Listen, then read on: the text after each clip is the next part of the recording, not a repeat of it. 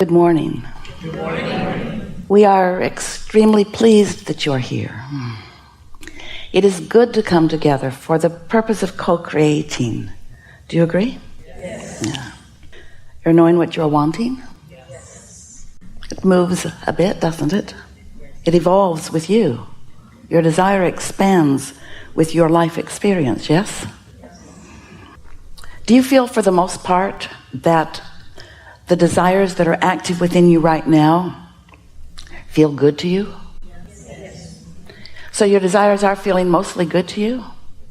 That's good, because that means, vibrationally speaking, that you're not far from them. In other words, you're believing them more than you're doubting them.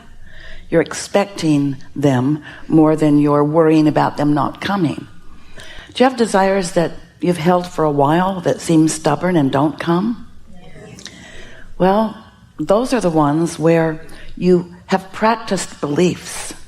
It's interesting, isn't it? So you're growing up and somebody close to you, maybe your mother, she believes something and she talks about it all the time.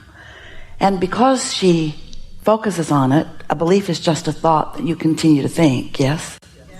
So because she focuses on it a lot, the law of attraction yields to her what she's focusing upon. So she demonstrates it through her life experience. So now you've been hearing her saying it and watching her living it, so it's very believable to you too. And so you then tell the same story and demonstrate the same things, not realizing that it is your attention to it that is causing the law of attraction to respond to you. And so if you're like most people, you have beliefs that serve you well and some beliefs that are not serving you so well. And a belief that gets in the way of your desire is not serving you. It's not serving you for many reasons. The biggest reason is because as you are living your life and you're sifting and sorting and knowing what you don't want and therefore knowing what you do want, you are calibrating or creating a vibrational frequency or atmosphere of what you do want. You can't focus on something unwanted without simultaneously creating its opposite. So if you feel afraid, you create more clarity and strength. If you feel unworthy, you create more worthiness. There's a equal vibrational wave on either side of this equation. You are source energy demonstrating in these physical bodies. You are an extension of source energy. And you came into this environment, this balanced, glorious, diverse, contrasting environment, so that you, as a magnificent creator, could evaluate from your important and personal point of view, so that you could acknowledge what is not pleasing to you. And in the same moment, you would begin acknowledging what would please you. But the thing is, with you and your physical perspective, when you are really aware of what you don't want, you are so aware of what you do not want that you're not aware of the other side of that equation. But the source from which you have come is your inner being knows that you are asking for more prosperity and more kindness and more love and more clarity when you are focused upon things that are not that way. So without knowing it, you are creating a vibrational reality. It is so vivid and so real and so important and so the very reason that you are here in your physical body that we, in wanting to get your attention about it, we've called it the vortex. We want you to realize that it is something that is real, and it is something that is created by you, and it is something that is tended by that source energy part of you. When you launch a rocket of desire, that non-physical part of you becomes it. But sometimes that's hard for you to hear because you are so accustomed to acknowledging you or me in my physical human body that you don't realize that you are so much more than this physical human body. You are source energy. You are energy vibration. That is primarily what you are. And that energy is demonstrated, is manifested in this physicality. But you are source energy. So as you launch those rockets of desire, you are actually causing the non-physical part of you to become more and more and more as a result of your life experience. You are causing expansion, universal expansion. And the thing about your inner being that we really want you to remember is that your inner being is so source energy oriented, never focused lackfully or hatefully, only in love and clarity, that if you find yourself, and sometimes it just feels impossible for you to feel otherwise, when you're focused upon something that you really do not want or really do not like, your inner being does not go there with you. That's why your emotional guidance system works for you the way that it does. When you find something that you don't want, your inner being holds steady to all the things that you have become. And while you are focused upon what you do not want, while you're calibrating to that without even realizing you are simultaneously calibrating to what is preferred, and that is what your inner being calibrates to. When you have what you call your death experience, we like to call it croaking, because we like to be disrespectful of your idea of death, because your idea of death does not exist. When you croak, you will reemerge into non-physical, into that pure positive energy place where all doubts and fears are left behind.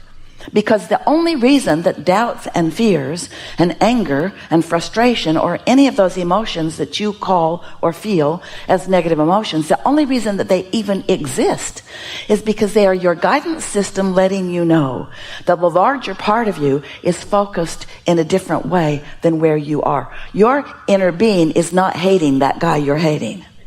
And the reason you feel the way you do when you focus in such a way is because the larger part of you, the more of you, the most of you, the who you really are of you didn't go to that thought. So you might wonder, well then, why didn't I just stay there with them? Sounds nice. And we say, because we all wanted the experience of expansion. If you don't know what you don't want, you can't know what you do want. Contrast is what causes you to focus the more into becoming. That's what creation is. It's focus. Because creation happens with thought. We know you think it happens with your action because you move things around and you get stuff done. But the creation, the true creation, is happening through your thought, in conjunction with your source energy. And then the action part of it, from our point of view, if we were standing in your physical shoes, would be the way that we would enjoy what you've created. You're brilliant creators, worthy beyond our ability to express it to you. And you've come into this environment to have the joyous experience of expansion. And so that's what we like to talk about anytime you're willing to listen. So your source energy, you came into this physical body, splat, and then you began exploring, knowing what you don't want, knowing what you do want, launching these rockets of desire. The source energy part of you wraps around what you're asking for, calibrates to it, holds steady to it. And this is the part that we really want you to hear. You've been hearing about this law of attraction thing, yes? Well, the law of attraction is such a real thing. It is what manages all vibrations universally. And it means that what you focus upon is what comes to you. If you see something and you say yes, what you are saying yes to is coming to you. If you see something and you shout no, what you are shouting no at comes to you. Because there is no yes and no in an all-inclusive universe. There's only attention to it or not. So as you are exploring and launching these rockets of desires and the law of attraction is responding to you, we really want you to understand that the law of attraction is responding to that larger non-physical part of you too. And because there's no resistance present in the frequency of your source energy, then what is focused upon from the perspective of your source is powerfully attracted to that source energy part of you. That's why this vortex that we talk about, your vortex that you've created through the living of your life, and some of it even before you got here into this physical body, it is huge and it is powerful and it is attractive in nature, 1,000,000 times more attractive. That isn't even the right relationship from what you could focus upon in your physicalness. In other words, one who is connected to source energy is more powerful than millions who are not. So when you are focused in your physical body, if you are focused in alignment with your source, which means you feel great, you're feeling love or appreciation or something like that, When you're lined up like that, when you're tuned in, tapped in, turned on like that, your point of attraction is so powerful. And you see results, pleasing, never-ending results.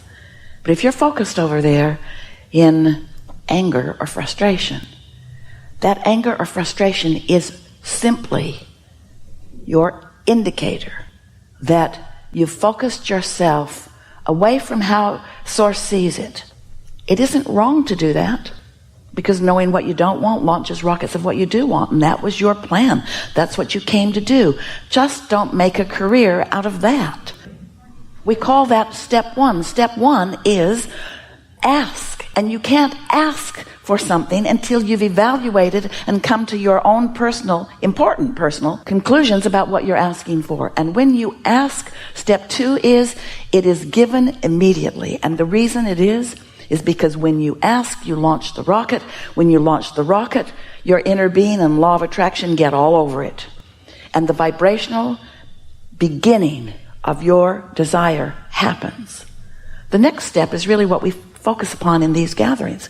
What are you doing about it? After you've asked, are you joining your inner being in the positive expectation of its becoming? Are you looking for evidence of it? Are you appreciating what's around you? Or are you fixated on what's wrong? Which end of this stick of creation are you calibrating to? Are you continuing to justify why you want that by explaining how terrible it is not to have it? Are you joining together with other groups of people who are also in protest in the absence of what they want? Because when you are in that modality, you are not allowing, you're not letting in, you're not accomplishing step three. You're not receiving what you're asking for. In fact, you're resisting what you're asking for. And then step four is you just get really good at being in the receiving mode. And step five, our favorite really, takes a while to get there. Step five is when you're back in step one and you don't mind. You're back in step one and you understand the value of it. You're back in step one and you know you're sorting and sifting and calibrating, and you know the whole time you're writhing in the discomfort of what's wrong, you're creating an equivalent rightness of what's right. In other words, you understand that. And once you get the hang of this, once you are willing to acknowledge that feeling good is a good thing for you, once you acknowledge that your inner being is always aware of you, never apart from you, always rooting for you, aware of every engagement you have with every thought, word, or deed, aware of you, always aware of you, and while aware of you, having thoughts about you, pure, positive thoughts about you, thoughts of expectation, thoughts of success, thoughts of adoration, thoughts of your worthiness, thoughts of thankfulness for you playing your role in the expansion of the universe. And when you get crossways of those thoughts, like when you put yourself down or others, or like when you push hard against something unwanted, when you have those kinds of thoughts, then all that has happened is you've set up some resistance so that you're not in the receiving mode, not in the receiving mode of what you want, not in the receiving mode of your connection with your inner being that feels like love and appreciation, not in connection with clear thoughts that stream from your vortex into your own mind. When you have resistance, you block the stream that's flowing to you. You block the good ideas. Your inner being knows where you stand in relationship to everything you desire. And it's constantly streaming awareness of how to get there. But if you're all balled up in what's wrong, you're not getting any of those messages. But it doesn't stop the messages. That's the thing that we most want you to understand.